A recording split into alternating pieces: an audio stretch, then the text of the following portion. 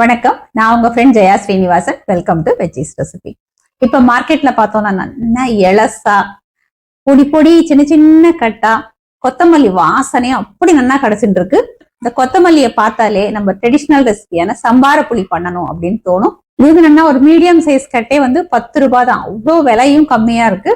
இந்த கொத்தமல்லியை யூஸ் பண்ணி நம்ம ட்ரெடிஷ்னல் ரெசிபியான சம்பார புளி எப்படி பண்றது அப்படின்னு பார்க்க போறோம்.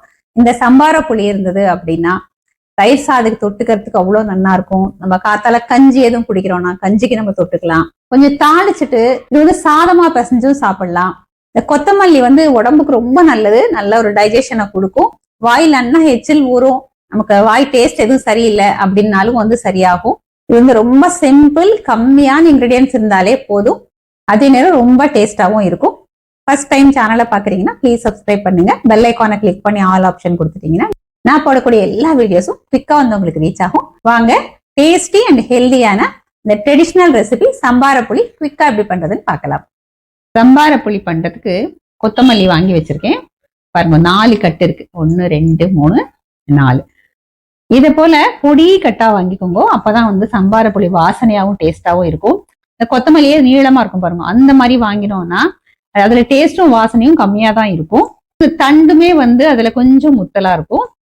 இது இப்ப நம்ம கிளீன் பண்ணி எடுத்துக்கலாம். கொத்தமல்லி எடுத்துட்டு இந்த கட்டி இருக்கும் பார்த்தீங்களா, இதை பிரிக்க வேண்டாம். பிரிக்காம இந்த வேர் பகுதியை நம்ம கட் பண்ணிடலாம். இப்ப இதை எடுத்துட்டு இதுக்கப்புறம் இந்த கட்டு வந்து நம்ம பிரிச்சுப்போம். இதுக்கப்புறம் இந்த கட்டை அப்படி நம்ம பிரிச்சுக்கணும்.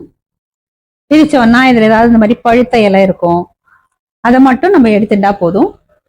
இதை போல கிளீன் பண்ணோம்னா ரொம்ப ஈஸியா வேலை ஆயிடும். இந்த கிளீன் பண்ண கொத்தமல்லியை ஒரு பெரிய பவுல்ல நம்ம எடுத்துக்கலாம். இதே மாதிரி எல்லா கொத்தமல்லியும் நம்ம கிளீன் பண்ணி எடுத்துப்போம். 4 கட்டு கொத்தமல்லியும் நான் அதை போல கிளீன் பண்ணி எடுத்துட்டு இருக்கேன். இதை ஒரு 3-4 தடவை தண்ணி விட்டு அலசி எடுத்துக்கணும். ஏன்னா கொத்தமல்லியில மண்ணு வந்து நிறைய இருக்கும். கொத்தமல்லியை ஒரு 4 தடவை நல்லா வாஷ் பண்ணி எடுத்துட்டு இருக்கேன். எக்ஸ்ட்ரா தண்ணி ஃபுல்லா சொட்டுறதுக்கு இதை போல ஒரு பவுல்ல வச்சிருக்கேன். தண்ணி ஃபுல்லா ட்ரைன் ஆனதுக்கு அப்புறம் இது போல காட்டன் துணியில போட்டு ஃபேனை போட்டு விட்டோம்னு வச்சுக்கோங்களேன், எக்ஸ்ட்ரா தண்ணி எல்லாம் ஈரம் எல்லாம் இருக்கும் இல்லையா, அது ஃபுல்லா காஞ்சிடும். இது காஞ்சதுக்கு அப்புறம் நம்ம பார்க்கலாம். இது நல்லா காயறதுக்குள்ள நமக்கு இது தேவையானதை வறுத்துடலாம். ஸ்டவ்ல ஒரு கடாய் வச்சிருக்கேன். 1 டீஸ்பூன் எண்ணெய் சேர்த்துக்கலாம். எண்ணெய் சூடானதும் சின்ன நெல்லிக்காய் அளவுக்கு பெருங்காயம் எடுத்துட்டு இருக்கேன். இதை சேர்த்துக்கலாம். மெஷரிங் கப்ல 1/2 கப்பு உளுத்தம்பருப்பு. உளுத்தம்பருப்பு நல்லா செவக்க வறுத்துக்கணும். உளுத்தம்பருப்பு லேசா வறுபட்டதும் நான் 30 காஞ்ச மிளகாய் எடுத்துருக்கேன். இது எல்லாத்தையும் சேர்த்து வறுத்துக்கலாம். உளுத்தம்பருப்பும் செவந்து வரணும், மிளகாயும் நல்லா வறுபடணும். உளுத்தம்பருப்பு இது போல லேசா செவந்து வந்ததும் சின்ன எலுமிச்சம்பழம் அளவுக்கு புளி எடுத்துருக்கேன். இது பாருங்க, இது போல சின்ன சின்னதா நம்ம பிரிச்சுக்கணும். அப்பதான் வந்து புளியும் நல்லா வறுபடும். இப்படி தனித்தனியா உதிர்த்து போட்டுக்கலாம். இப்ப நல்லா வறுத்துப்போம். பருப்பு நல்லா செவந்து வரதுக்குள்ள புளியும் வந்து நல்லா வறுபட்டுடும். பாருங்க, எல்லாமே நல்லா வறுபட்டாச்சு. பருப்பும் நல்லா செவந்து வந்தாச்சு, மிளகாயும் வறுபட்டாச்சு, புளியும் பாருங்க நல்லா வறுபட்டுடுச்சு. இதுலயே வந்து தேவையான அளவு உப்பு சேர்த்துப்போம். ஸ்டவ் ஆஃப் பண்ணிட்டு இதை வேற பிளேட்டுக்கு நம்ம மாத்திக்கலாம். கொத்தமல்லி நல்லா அலம்பி நம்ம துணியில காய வச்சிருந்தோம் இல்லையா, பாருங்க கொஞ்சம் கூட ஈரலாம நல்லாவே காஞ்செடுத்து. அதே நேரம் இது ட்ரையாவும் காஞ்சிடக்கூடாது. பாருங்க ஃப்ரெஷ்ஷா தான் இருக்கு. இந்த கொத்தமல்லியை நம்ம கொஞ்சம் கொஞ்சமா எடுத்துட்டு நல்லா பொடி பொடியா நம்ம கட் பண்ணிக்கணும். ஏன்னா அப்பதான் மிக்சி ஜார்ல நம்ம போட்டு அரைக்கும் போது ஈஸியா இருக்கும். அப்படியே முழுசா போட்டோம்னா அப்படியே சிக்குக்கும் சரியா அரைக்க வராது. இப்படி கட் பண்ணி போட்டோம்னா ஒண்ணு போல பருப்போட சேர்ந்து நல்லா மசிஞ்சிடும். பாருங்க, இதை போல நம்ம கட் பண்ணி எடுத்துக்கணும். நல்லா பொடி பொடியா கட் பண்ணிருக்கேன். நம்ம பருப்புலாம் வறுத்ததுல கடாய் சூடா தான் இருக்கு. 1 டீஸ்பூன் எண்ணெய் விட்டுக்கலாம். ஸ்டவ் ஃப்ளேமை சிம்ல வச்சுட்டு நம்ம கட் பண்ணி வச்சுக்கிற கொத்தமல்லியை சேர்த்துருவோம். கொத்தமல்லி கலர் மாறாம நம்ம வதக்கிக்கலாம். ஸ்டவ் ஃப்ளேம் சிம்லயே வச்சுக்கலாம். கொத்தமல்லி அதை போல நம்ம வதக்கிறதுனால இதுல ஏதாவது கொஞ்சம் ஈரம் இருந்தாலும் ட்ரை ஆயிடும். இதை போல வதக்கிக்கிறதுனால இந்த சம்பார புளி கொஞ்ச நாளைக்கு நல்லா ஃப்ரெஷ்ஷா இருக்கும். அவ்வளவு சீக்கிரம் வந்து ஃபங்கஸ் வராது. கொத்தமல்லி பாருங்க நல்லா சுருண்டு வந்தாச்சு. கலர் மாறாம நல்லா வதக்கிட்டோம். நம்ம ஸ்டவ் ஆஃப் பண்ணிக்கலாம். நம்ம கடாய் ஃபுல்லா போட்டோம், வதங்கினதுல இப்ப பாதி ஆயிடுத்து பாருங்க. இது கொஞ்சம் நல்லா சூடு ஆறட்டும். நம்ம அதுக்கப்புறம் எப்படி அரைக்கிறது அப்படின்னு பார்க்கலாம். நம்ம வறுத்ததெல்லாம் நல்லா சூடு ஆறெடுத்து பெருங்காயத்தை உடைச்சு போட்டுக்கலாம். மிளகாயெல்லாம் இது போல காம்பை நீக்கிட்டு இதையும் சேர்த்துருவோம். இந்த பெருங்காயம் மிளகாயை நல்லா ஃபைன் பவுடரா அரைச்சி எடுத்துப்போம். பாருங்க, இது போல நல்லா ஃபைன் பவுடரா அரைச்சிட்டேன். இப்ப நம்ம வறுத்து வச்சிருக்கிற உளுத்தம்பருப்பு, புளி, உப்பு எல்லாத்தையும் சேர்த்துக்கலாம். இதை கொரப்பா நம்ம அரைச்சி எடுத்துப்போம். பாருங்க, இது போல கொரப்பா அரைச்சிருக்கேன். நம்ம வதக்கி வச்சிருந்த கொத்தமல்லி நல்லா சூடு ஆற எடுத்து கொஞ்சம் கொஞ்சமா மிக்ஸி ஜார்ல போட்டு பல்ஸ் மோட்ல நம்ம அரைச்சி எடுத்துப்போம். ஒரு 2-3 தடவை பல்ஸ் பண்ணிட்டு திரும்பவும் நம்ம கொஞ்சம் சேர்த்துக்கணும். இது போல ஃபுல்லா அந்த கொத்தமல்லியை சேர்த்து நம்ம அரைச்சி எடுத்துக்கலாம். ஸ்பீடா வந்து அரைக்க கூடாது, பல்ஸ் மோட்லயே தான் நம்ம அரைக்கணும். ஒருவேளை அரைக்க முடியாம ரொம்ப ட்ரை ஆயிடுது அப்படின்னா கொஞ்சம் நம்ம இதுல எண்ணெய் விட்டுக்கலாம். நல்லெண்ணெய் விட்டுண்டா நல்லா இருக்கும். இதை போல அரைச்சிட்டு இதுல 1 டீஸ்பூன் அளவுக்கு வெல்லம் சேர்த்துக்கலாம். வெல்லம் சேர்க்கறதுனால டேஸ்ட் வந்து பேலன்ஸ் ஆகும். இப்ப திரும்ப இதை பல்ஸ் பண்ணி நம்ம எடுத்துப்போம். நம்ம இதுல கொஞ்சம் வெல்லம் சேர்த்திருக்கோம். ஒருவேளை வெல்லம் வேண்டாம்னா நம்ம வந்து ஸ்கிப் பண்ணிக்கலாம். சம்பார புளி பாருங்க எவ்வளவு பர்ஃபெக்டா வந்திருக்கு. இந்த டெக்ஸ்டர், இந்த கன்சிஸ்டன்சி எல்லாமே வந்து கரெக்டா இருக்கு. இதை நம்ம கரெக்டா ஸ்டோர் பண்ணி வச்சிருந்தோம் அப்படின்னா ஒரு 15 நாள் வரைக்குமே நல்லா இருக்கும். இது எப்படி ஸ்டோர் பண்ணி வச்சுக்கலாம் அப்படிங்கிறத பார்ப்போம். ஸ்டோர் பண்றதுக்கு ஏதாவது கண்ணாடி பாட்டில் இல்லைன்னா பீங்கான் ஜாடி மாதிரி கூட நம்ம யூஸ் பண்ணிக்கலாம். அதுல ஃபர்ஸ்ட் வந்து கொஞ்சமா நல்லெண்ணெய் விட்டுக்கலாம். 1 டீஸ்பூன் அளவுக்கு விட்டுருக்கேன். இந்த எண்ணெயை வந்து பாட்டில்ல எல்லா பக்கமும் வந்து கோட்டார மாதிரி அப்ளை பண்ணிப்போம்.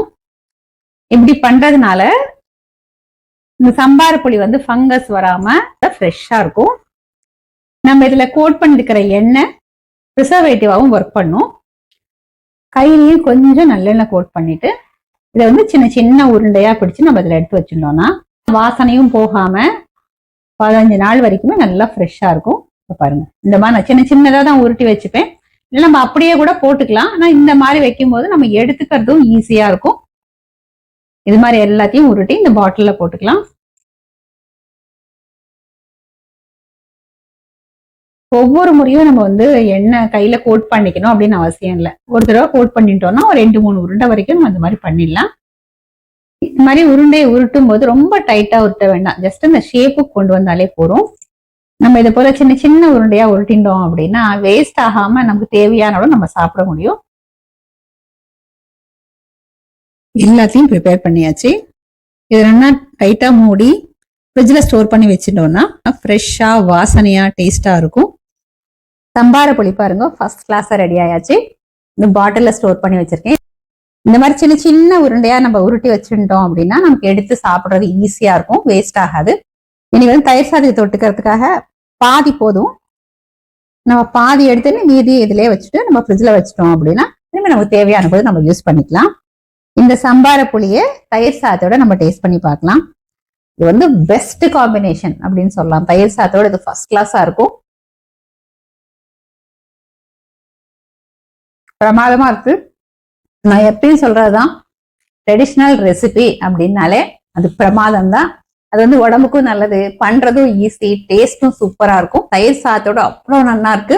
கொஞ்சம் சாப்பிட்டதுமே வாயில அப்படியே எச்சில் ஊறுறது. கோல்டு, ஃபீவர் அந்த மாதிரிலாம் வரும்போது நமக்கு வந்து வாய் டேஸ்டே இல்லாம இருக்கும் இல்லையா? அந்த மாதிரி நேரத்துல கொஞ்சமா அந்த சின்ன பீஸ் வந்து இந்த சம்பார புளிய வாயில நம்ம போட்டுட்டோம் அப்படின்னாலே போதும். கொஞ்ச நேரத்துலயே நமக்கு அந்த டேஸ்டும் கிடைச்சிரும். நல்லா வாயில எச்சில் ஊறி சாப்பிடணும் அப்படிங்கிற ஒரு ஆசையே வந்துடும். சாப்பிட்டது வந்து ஹெவியா இருந்து ஒரு மாதிரி எரிச்சலிச்சுட்டே இருக்கு, வாமிட் வர மாதிரி இருக்கு அப்படின்னா கூட சின்ன பீஸ் வாயில போட்டுட்டா நல்லா டைஜஷன் ஆயிடும். கொஞ்ச நேரத்துல அழகா ஒரு ஏப்பம் வந்துடும். நமக்கே வந்து வயிறு ரொம்ப ரிலாக்ஸா இருக்கிற மாதிரி இருக்கும். நிறைய இதை போல மெடிசினல் வேல்யூ உள்ளது. இப்ப வந்து கொத்தமல்லி சீசன், இப்பதான் வந்து அந்த சின்ன கட்டுலாம் நமக்கு கிடைக்கும். இந்த சீசன்ல நம்ம இந்த மாதிரி பண்ணி வச்சுட்டு டெய்லி கொஞ்சம் சாப்பிட்டோம் அப்படின்னா உடம்புக்கு அவ்வளோ நல்லது. நாட்டு கொத்தமல்லி கிடைக்கலனாலும் பரவாயில்ல, ஆனா பொடி கட்டா வாங்கிக்கோங்க. இந்த பூவெல்லாம் வராத சின்ன சின்ன கட்டா இருக்கும் இல்லையா, அதை வாங்கிட்டோம் அப்படின்னா இந்த சம்பார புளி வந்து நல்லா வாசனையா இருக்கும். வேற மட்டும் கட் பண்ணி கிளீன் பண்ணிட்டு தண்ணியில நல்லா அலசிட்டு தண்ணியை கம்ப்ளீட்டா ட்ரைன் ஆனதுக்கு அப்புறம் துணியில போட்டு கொஞ்ச நேரம் ஃபேன் போட்டு வச்சிட்டோம்னா அதுல இருக்கிற கொஞ்சம் நஞ்சம் ஈரம் கூட ட்ரை ஆயிடும். அதுக்கப்புறம் நம்ம வந்து சம்பார புளி பண்ணிக்கணும். இந்த சம்பார புளியை நம்ம ஸ்டோர் பண்ணும்போது கையில லேசா எண்ணெயை அப்ளை பண்ணிட்டு அதுக்கப்புறம் பிடிச்சோம்னு வச்சுக்கோங்களேன், அந்த உருண்டைக்கு மேல ஒரு லேயர் வந்து லேசா எண்ணெய் இருக்கும். அந்த மாதிரி இருக்கும்போது சீக்கிரம் கெட்டு போகாது. நம்ம இது வந்து ஃப்ரிட்ஜில் வச்சுதான் யூஸ் பண்ற மாதிரி இருக்கும்.